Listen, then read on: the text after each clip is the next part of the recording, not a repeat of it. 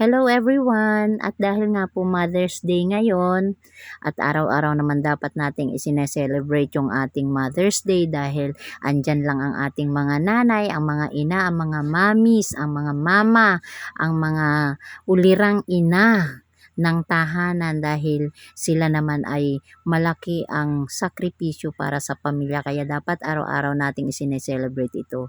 At ganun pa man, nagluto ako ng gelatin at gagawin nating buko pandan. So, kayo ba'y kumakain ng buko pandan? Kung kayo kumakain, samahan nyo ako sa ating gagawin. At ayan nga po, hinaluan na natin ang buko. 2 buko po ang ating inilagay dyan. Doon nga po sa mga hindi pa po pala nakaka-subscribe at nakaka-follow sa ating account, pakipindot na po ninyo ang ating follow button at subscribe button. Ayan, meron tayong inihalong nata de coco, kulay din ng pandan. Ayan.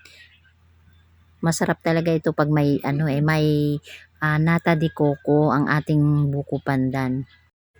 At lalagyan din natin ito ng maliliit na sago. Ayan, masarap po kasi yung may sago. Para pag kinakain natin, parang masarap doon sa loob ng bibig na mayroong gumugulong-gulong na maliliit pag ninunguya mo, 'di ba? Masarap yung ganun. So, ayan, at pagkatapos po ay ating paghalu-haluin natin yung mga ingredients natin sa buko pandan. At ngayon nga po ilalagyan na natin ng condensed milk ito. Buko pandan flavor po ang ating ilalagay para lasap na lasap natin yung buko pandan flavor. So ayan, malapot-lapot ang ating condensed milk. Buhos natin lahat ito. Kailangan walang matira sa lata. Kasi sayang naman, sayang kung may matitira. Tamang-tama lang po ang isang lata sa ginawa nating isang sachet na gelatin. Tapos 2 buko and then kahit isang 10 ounce na sago, pwedeng-pwede na yan ang ating ilalagay. Ayan, sairin natin. Kuha tayo ng kutsara para masaid yung nasa lata. Sayang kasi yung mga natitira sa lata pag hindi na said yan. Pandagdag lasa rin yan sa ating ginagawang buko pandan. Ayan, di ba nakikita nyo ang sarap-sarap, nakakatakam. Kulay pa lang, talagang matatakam ka na sa ating ginagawang buko pandan.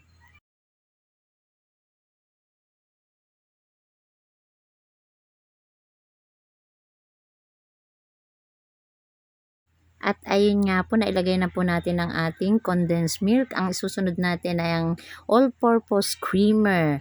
Angel po ang ating ginamit. Hindi natin po yan sponsor pero baka naman Angel. Ayan, ilagay na po natin ang ating Angel all-purpose creamer. Napakasarap po niyan pag inilalagay po sa mga ganitong mga salad. Kahit na anong salad. At saka po mas mura pa po ito kaysa sa ibang brand. Ayan po yung suggestion ko sa mga gustong gumawa po ng salad. Ayan, ibinuhos na natin ang ating all-purpose cream. Ayan, at kaunting halo po para magpantay ang ating masarap na buko pandan. Ang kagandahan lang po sa buko pandan, hindi lang po ito dessert.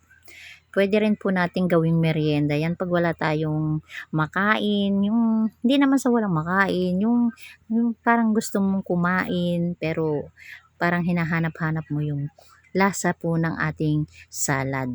Ayan, gumawa lang po kayo ng ganyan, napakamura po ng ating gagastusin dyan sa ating buko pandan kasi magkano lang naman ang gelatin, yung pang sarili lang po, kung pang sarili lang. Ito po yung swak na swak sa ating panlasa ang ating buko pandan. So, ayan, napaghalo-halo na natin. Lagyan po natin ito ng buko pandan flavoring. Ayan, meron tayong buko pandan syrup dito. Kaunting patak lang po.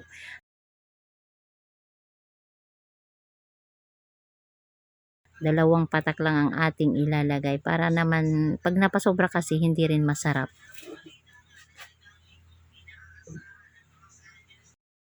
Ayan, haluin natin ng konti para humalo yung buko pandan syrup, yung flavor natin. At pagkatapos natin itong gawin, ilagay na natin sa chiller.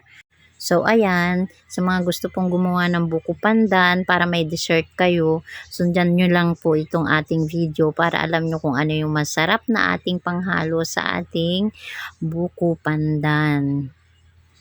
Thank you so much sa inyong panonood. God bless you all. Sa mga nanood po ng ating video, yan, comment lang po kayo dyan sa baba para alam ko kung saan nakarating ang ating video. Ayan, magbakas lang po kayo para kayo ay aking mapuntahan din sa inyong mga bahay. Thank you so much!